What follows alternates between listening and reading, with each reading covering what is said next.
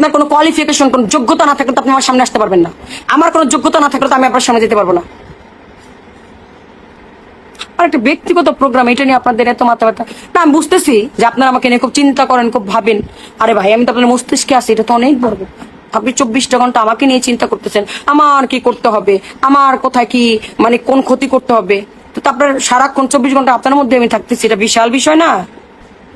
প্রত্যেকের প্রতি সম্মান শ্রদ্ধা রেখে বলতেছি, প্রত্যেকে যে বিষয়টা নিয়ে আজকে আমি কথা বলবো, এটা হলো আমাদের কুঞ্জুল দেওয়ানের জন্মদিন উপলক্ষে যে প্রোগ্রামটা হয়েছে, এটা নিয়ে আমি দুটা কথা বলতে চাই। কথাটা হইলো, আমার শ্রদ্ধেয় যিনি মামনি দেওয়ান বাবলি সরকার, অনেক ফেসবুক পেজে, অনেক আইডিতে আপনাদের এই জন্মদিনের এই অনুষ্ঠানটা প্রচার হয়েছে। খুব ভালো জন্মদিনের প্রোগ্রাম। বাংলাদেশের অনেক গুণী গুণী শিল্পীরা এখানে উপস্থিত ছিল। তো অনুষ্ঠান প্রায় শেষ। মানুষ পক্ষে বিপক্ষে অনেক সমালোচনা করতেছে, অনেক লেখালেখি করতেছে। এটা স্বাভাবিক কিছু না, অস্বাভাবিক কিছু না। একটা জন্মদিনের পার্টি প্রোগ্রামে যেমনটা হওয়া দরকার এমনটাই হয়েছে। আর জন্মদিনের পার্টিতে, জন্মদিনের প্রোগ্রামে একটু আনন্দ হবে, রং ঢং হবে, এটা অস্বাভাবিক কিছু না। কিন্তু মামনি দেওয়ান বাবলি সরকার, আপনি আজকে লাইভে আইসা যে কথাগুলো বলছেন, কথাগুলো এইভাবে না বললেও হইতো। আপনার প্রত্যেকটা কথা, একটা কথাও আপনার ভালো হয় নাই, সুন্দর হয় নাই। কেন সুন্দর হয় নাই? আপনি বলছেন যে আমি তো কোনো পালা গানের স্টেজে যাই নাই, আমার কেউ দাওয়াত করে নেয় নাই, এটা আমার অনুষ্ঠান, এটা আমার মেয়ের জন্মদিনের অনুষ্ঠান। ভালো, আপনি আমারেও দাওয়াত দিচ্ছেন। আমার নসিব মন্দ, আমার যাওয়া হয় নাই। সুযোগ হলে আমি যাইতাম। আসলে বাবা, আপনি লাইভে এসে এই কথাগুলো না বললেও পারতেন। আর যদি একান্তই আপনার, যেহেতু এটা আপনার ফ্যামিলি প্রোগ্রাম, এখানে নাচানাচি হবে, আনন্দ হবে, আপনি এখানে মিডিয়া, এখানে ইউটিউবারদেরকে আপনি কেন জায়গা দিচ্ছেন? আপনি যেহেতু একজন পাবলিক ফিগার, আপনি যেহেতু একজন কণ্ঠশিল্পী, আপনি একজন পালাগানের শিল্পী, অবশ্যই পালাগানের স্টেজ না এটা, এটা আপনার ঘরোয়া প্রোগ্রাম। যেহেতু এটা আপনার ফ্যামিলি প্রোগ্রাম, এটা আপনি আপনার মতো করে ঘরেই থাকতো। এটা যখন মিডিয়া কাভারেজ হয়েছে, এটা যখন ইউটিউবে আসছে, তখন মানুষের চোখে তো একটু দৃষ্টিকটু লাগবেই, একটু তো খারাপ লাগবেই। এখানে যারা নাচানাচি করছে আমি সবাইকেই চিনি, সবাই আমার পরিচিত, অনেকেই আমার পরিচিত। বিশেষ করে পলি আপা, উনি থার্ড জেন্ডার একজন মানুষ, অত্যন্ত মন মানসিকতা ভালো একজন মানুষ। ওনারা যেভাবে নাচে, ওনাদের জন্য এই নাচ ওনাদের জন্য যথেষ্ট ভালো। ওনারা এইভাবেই নাচে। যে কোনো অনুষ্ঠানে, আমি ওনাদের দাওয়াতে কয়েক জায়গায় অনুষ্ঠান করছি, ওনাদের আতিথেয়তা, ওনাদের আচরণ, ওনারা যে শিল্পীদেরকে যে পরিমাণ মহব্বত করে, ভালোবাসে, এটা আমার নিজের চোখে দেখা। কিন্তু বাবা, যেহেতু এটা আপনার ফ্যামিলি প্রোগ্রাম, আপনি এখানে কেন ইউটিউব মিডিয়া অ্যালাউ করলেন? এখন আপনিও জানেন যে ইউটিউবাররা একটা জিনিস পাইলে এটারে ডান বাম এদিক সেদিক করে এটারে ছড়াই বই। আপনি বুঝতেছেন 1 মাসের খোরাকি হয়েছে ইউটিউবারদের। পুরো 1 মাস এই ভিডিও দিয়ে এরা চলতে পারবো, কাইটা সাইটা চালাইতে পারবো, এরা ট্রেন্ডিং এ থাকবো। যেহেতু এটা আপনার ঘরোয়া প্রোগ্রাম, আপনি এখানে ইউটিউব না দিলেও পারতেন। আর যেহেতু ইউটিউব দিছেন, এটা যেহেতু মিডিয়াতে আসছে, মানুষ তো দুই এক কথা বলবে, বিতর্ক হবে। এটা নিয়ে যদি আপনি লাইভে এসে আজকে যে কথা আপনি বলছেন, এই কথাগুলোর কোনো যুক্তি নেই। আপনি একটু লাইভটা শুনেন, লাইভটা শুনে দেখেন যে আপনার কথাগুলো হয়েছে কিনা। আপনি আমার কথায় কষ্ট নিয়ে না, রাগ করেন না। বাবলি সরকারকে নিয়ে কিছু কথা বলতে চাই। যেহেতু আমি বাউল গান গাই, আমাদের বাউলদেরই একটা অংশ তিনি, আমাদের শিল্পীদের একটা অংশ, এবং তিনিও বাউল গান করেন এবং আমাদের বাংলাদেশের বা বিশ্বের বিভিন্ন জায়গা থেকে বিভিন্ন বাউল গানের ভক্ত আশেক গান তিনারা আমাদের এই লাইভ মানে এই ভিডিওগুলা দেখতেছেন। দেখে যার যার জায়গা থেকে অনেক ভাবে অনেকেই আমরা অনেক কথা বলতেছি। তো সেই বিষয় নিয়ে কিছু কথা থাকবে, কথা বলতাম না। কিছুক্ষণ আগে আমি তিনার একটা ভিডিও পাইছি, তিনি কিছু কথা বলেছেন, যিনারা ওনাকে নিয়ে লেখালেখি করতেছেন, তিনাকে নিয়ে যিনারা কথা বলতেছেন বিভিন্ন ভিডিও আকারে বিভিন্নভাবে। তো তিনার কথা হলো, আমার ব্যক্তিগত জীবন আমি কিভাবে পরিচালনা করব এটা আমার ব্যক্তিগত বিষয়, আপনারা কেউ দেখলে দেখবেন, না দেখলে চুপ থাকবেন। আসলে ব্যক্তিগত জীবন তখনই ব্যক্তিগত থাকে যখন সেটা চার দেয়ালের ভিতরে, একটা রুমের ভিতরে থাকে।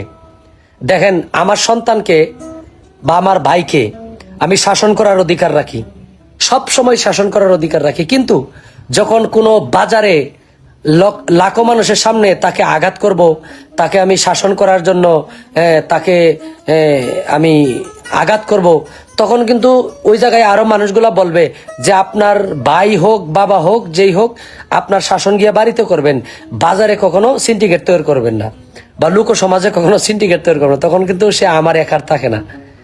তো আপনার ব্যক্তিগত জীবন তখনই ব্যক্তিগত ছিল যখন এটা চার দেয়ালের ভিতরে ছিল। হ্যাঁ, আমরা অনুষ্ঠান করি, আমাদের বিভিন্ন বিয়ের অনুষ্ঠান থাকে, আমরা বিয়ের অনুষ্ঠানে আনন্দ করি, আমাদের বিভিন্ন জন্মদিনের অনুষ্ঠানে আনন্দ করি। এটা ব্যক্তিগত থাকে ততক্ষণ যতক্ষণ এটা মিডিয়া কাস্ট না করে, মিডিয়াতে না যায়।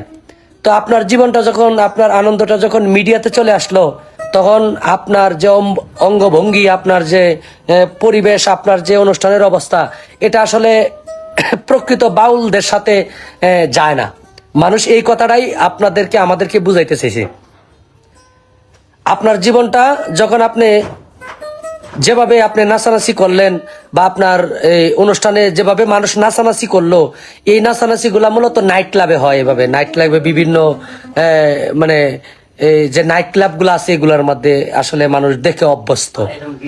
হ্যাঁ, কোন জায়গায় দেখে অভ্যস্ত। আবার আমরা নাইট ক্লাবে যাই না, অনেকে বলতে পারে যে আপনি নাইট ক্লাবের খবর কেমন জানেন। ওই যে বিভিন্ন ছবিতে দেখি বিভিন্ন নাইট ক্লাবের সিনারি যখন ফুটায় তুলে, ওইটা ওই অবস্থায় থাকে। তো আপনি যেভাবে এসে কথা বললেন, আপনি এখানে একটু অনুতপ্ত না হইয়া, আপনি শ্রোতাদেরকে দুই কথা বুঝ না দিয়া, নিজে একটু ছোট না হইয়া, আপনি আপনার ব্যক্তিগত লাইফ যেভাবে ইচ্ছা এভাবে প্রচার করবেন। হ্যাঁ বাবা, আপনার ব্যক্তিগত লাইফ যেভাবে ইচ্ছা এভাবে প্রচার করার অধিকার প্রত্যেকটা মানুষের আছে। কিন্তু অনেক জায়গায় আপনার মদের লাইসেন্স আছে না ভাই? মদের লাইসেন্স অনেকের কাছে আছে, কিন্তু সেই ব্যক্তির কাছে মদের লাইসেন্স আছে বিদায় আপনি এই সার্কিট হাউস লক্ষ লক্ষ ফ্যামিলির সামনে দাঁড়ায় যে সে মদ খাবে, এটা কি সম্ভব? এই রাইট তার নাই। বাজারে বিভিন্ন রাস্তাঘাটে দাঁড়ায় আসে মদ্যপান করে, বা বিভিন্নভাবে সে নিজেকে যে আমার কাছে লাইসেন্স আছে, আমি এটা করতে পারি, সরকার আমাকে লাইসেন্স দিছে বিদায় এটা লোক সমাজে এটা হবে না। তার ব্যক্তিগত ঘরের একটা সেফ জায়গা আছে। তো আমাদেরও ব্যক্তিগত লাইফ আছে, আমাদেরও ব্যক্তিগত জীবন আছে। আমরাও ব্যক্তিগত জীবনে অনেক কাজই করি, যে কাজগুলা মিডিয়াতে গেলে মিডিয়ার মানুষ আমাদেরকে সেটা সুন্দরভাবে গ্রহণ করবে না। আপনাদের অনুষ্ঠানে যেই ভিডিওগুলা, যেই নাচগুলা প্রকাশ পাইছে, যেই আনন্দটা প্রকাশ পাইছে মিডিয়াতে, এই আনন্দটা আসলে আমার স্ত্রী, আমার মা, আমার বোন, আমার মেয়ে, ছেলে, আমাদের ফ্যামিলির 5 জন মানুষ এই ভিডিওটা দেখতে পারবে না। দেওয়ানের বেলায় যায় না, দেওয়ানের বেলাও যায় না। হ্যাঁ, এটা একটা ফ্যামিলির মা, বাবা, ভাই, বোন মিলে 10 জন মানুষ একত্রিত হইয়া, মানে ফ্যামিলিগত ভাবে আমার মাকে নিয়ে যদি দেখি, এই ভিডিওটা আমার মাকে নিয়ে আমি দেখতে পারবো না। সম্ভব? আপনারা কমেন্টস করেন, আপনি নিজের বিবেকের কাছে প্রশ্ন দেন। আমার মা, বাবা, ভাই, বোন নিয়ে কি এই ভিডিওটা দেখা সম্ভব? এই জন্মদিনের আনন্দের যে ভিডিওগুলা প্রকাশ পাইছে, এগুলা দেখা সম্ভব? সম্ভব না। যদি কারো ফ্যামিলিতে দেখা সম্ভব থাকে আপনারা কমেন্টের মাধ্যমে জানাবেন। এই জন্য আপনাকে নিয়ে কথা বলতাম না। অনেক মানুষ অনেক খারাপ কাজ করে, আমরা তাদেরকে নিয়ে কথা বলি না, তাদের পক্ষেও যায় না, বিপক্ষেও যায় না। কেন যায় না? তারা শিল্পী না, আমাদের মতো, আমাদের এই বাউল লাইনে তারা না, বাউল শিল্পী তারা না। এই জন্য তাদের ভালো মন্দ নিয়ে কথা বলি না।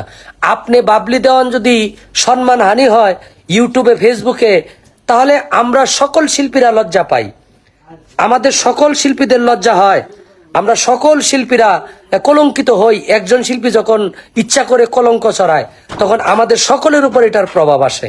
কেন করবেন এই সমস্ত কাজ? হ্যাঁ, আপনার ব্যক্তিগত জীবন, এর চাইতে বড় কিছু হইতে পারে, অনেক কিছু করতে পারেন আপনি, এটার ব্যক্তিগত লাইফ। কেন এগুলা মিডিয়াতে প্রকাশ পাবে কেন? আপনি কেন মিডিয়া রাখলেন এখানে? আপনি দেওয়ান বাবলি সরকারকে নতুন করে চিনানোর কি আছে? আপনাকে সারা বাংলাদেশের মানুষ চেনে।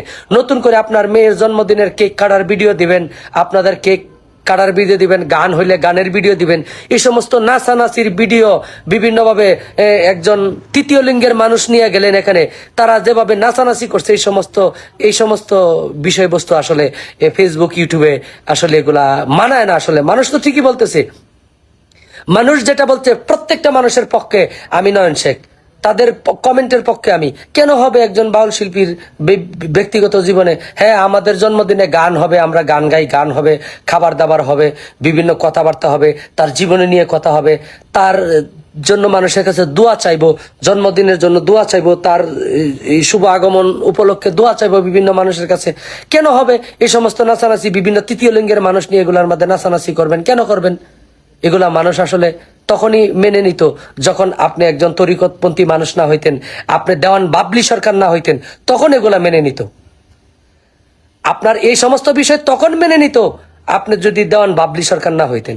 এখন তো মানুষ এগুলো মানবে না, কারণ আপনি বিভিন্ন অলিয়া উলিয়ার যে সমস্ত দরবারের লক্ষ লক্ষ মুরিদান আছে, এই সমস্ত দরবারে বড় করে স্টেজ করে, ওই স্টেজে আপনাকে মানুষ দাঁড় করায়, আমাদেরকে মানুষ দাঁড় করায়। আমার মতো মানুষ যদি বিভিন্ন অনৈতিক বা এরকম কোনো অরুচিকর বিষয়বস্তু ফেসবুক, ইউটিউবে প্রকাশ করি, তখন তো মানুষ এগুলা নিয়ে মন্তব্য করবে, আমাদের বাউল সমাজের উপরে, তরিকতের উপরে একটা বড় ধরনের ধাক্কা সৃষ্টি হবে। এগুলা কেন হবে?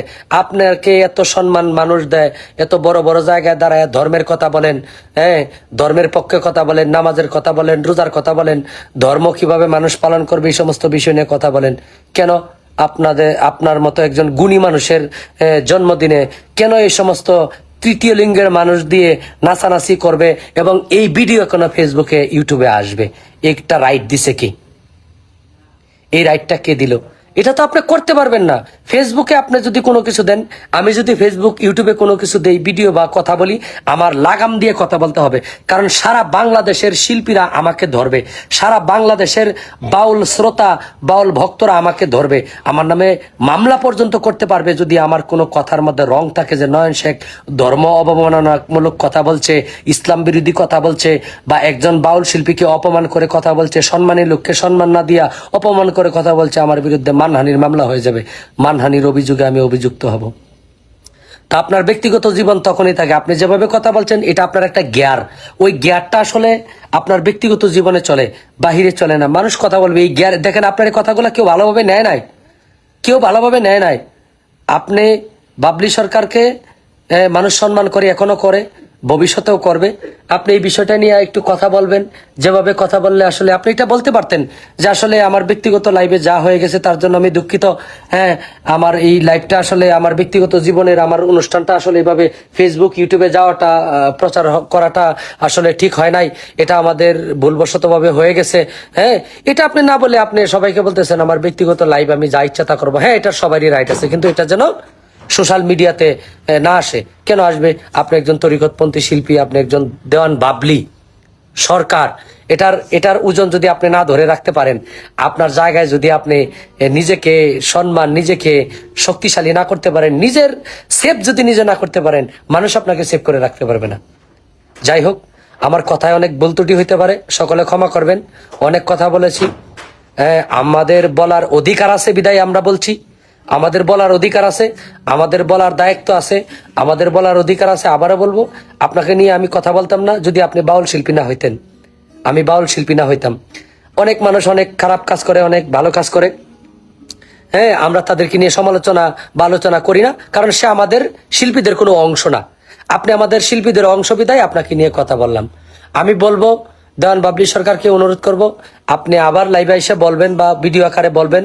কিভাবে বলবেন এটা আপনার ব্যক্তিগত ভাবেই বলবেন। আসলে আমরা কেউ সুস্থ অবস্থায় নাই বা কেউ খুশি না আপনার অনুষ্ঠানের এই সমস্ত ভিডিও প্রকাশ পাওয়াতে। আমরা সবাই লজ্জিত, আমরা সবাই দুঃখিত। হ্যাঁ, সবাই ক্ষমা করবেন, আমাদের ভুল ত্রুটিগুলো ক্ষমা করবেন। মানুষ ভুলের ঊর্ধ্বে না, কেউ বড় ভুল করে, কেউ ছোট ভুল করে, সবাই ভুল করে কম বেশি। কারো ভুলটা প্রকাশ পায়, কারোটা প্রকাশ পায় না। আল্লাহ পাক রব্বুল আলামিন আমাদেরকে সঠিক বুঝ দান করুক এবং আমাদেরকে অহংকার মুক্ত রাখুক।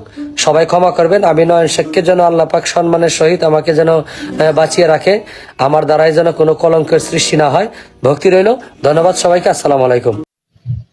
আমি ভেবেছিলাম গানের জগৎ খুবই একটা ভালো, আমি গান শিখিব, বাউল হব, জ্বালবো জ্ঞানের আলো। দেখলাম গানে গিয়া গান শিখিয়া কপাল বড় পোড়া। এই গান গাহিয়া বেড়াই তোর ফাত্রা যারায়, আমি লাজে মরি, আমি তো লাজে মরি।